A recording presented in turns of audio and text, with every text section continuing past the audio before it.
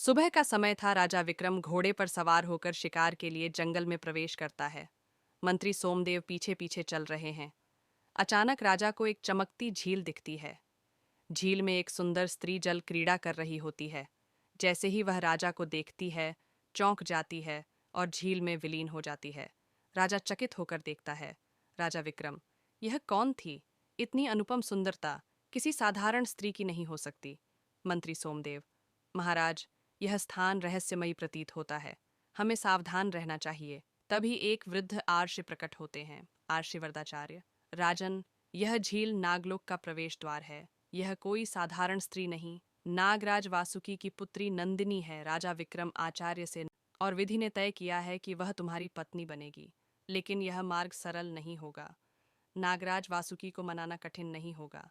राजा विक्रम निश्चय करता है कि वह नागलोक जाएगा और नागकन्या नंदिनी से विवाह करेगा। राजा विक्रम एक रहस्यमयी गुफा से होकर नागलोक पहुंचता है। वहां का सौंदर्य अद्भुत होता है। सोने चांदी से सजे महल, झरने, विशाल नागों का निवास। राजा नागराज वासुकी से मिलने जाता है। नागराज वासुकी, मनुष्य, तुम्हारे यहाँ आने का क्या उद्देश्य है? राजा विक्रम, नागराज, मैंने आपकी पुत्री को झील में देखा और उससे विवाह करने की इच्छा रखता हूँ। नागराज वासुकी क्रोधित होकर, असंभव, मनुष्य और नागों का मिलन नहीं हो सकता। तभी नागकन्या नंदिनी प्रवेश करती है। वह राजा को देखकर मुस्कुराती है। नंदिनी, पिताश्री, यह वही राजा है जिसके बारे में अर्षियों ने कहा था कि मेरा भाग्य इससे जुड़ा है। नागराज वासुकी विचार करते हुए, ठीक है, लेकिन राजा को अपनी योग्यता सिद्ध करनी होगी। नागराज वासुकी 3 परीक्षाएं तय करते हैं। बल, बुद्धि और साहस की नाग योद्धा।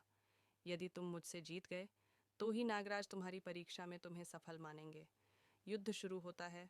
राजा विक्रम अपनी वीरता से नाग योद्धा को परास्त कर देता है। नागराज प्रभावित होते हैं। नागराज वासुकी, यह एक जादुई द्वार है। इसे खोलने का रहस्य इस पहेली में छुपा है, जिसका कोई आकार नहीं, लेकिन वह सबको रोशन करता है। वह क्या है? राजा मुस्कुराकर कहा, प्रकाश। जादुई द्वार खुल जाता है। नागराज फिर भी संतुष्ट नहीं होते। जहां दानव नागलोक पर कालकेश आक्रमण कर चुका है। नाग कन्या नंदिनी, राजा विक्रम, यदि तुम सच में मुझसे प्रेम करते हो तो नागलोक को इस संकट से बचाओ। राजा विक्रम अपनी सेना के बिना ही कालकेश से युद्ध करता है। अंत में अपनी तलवार से असुर का वध कर देता है।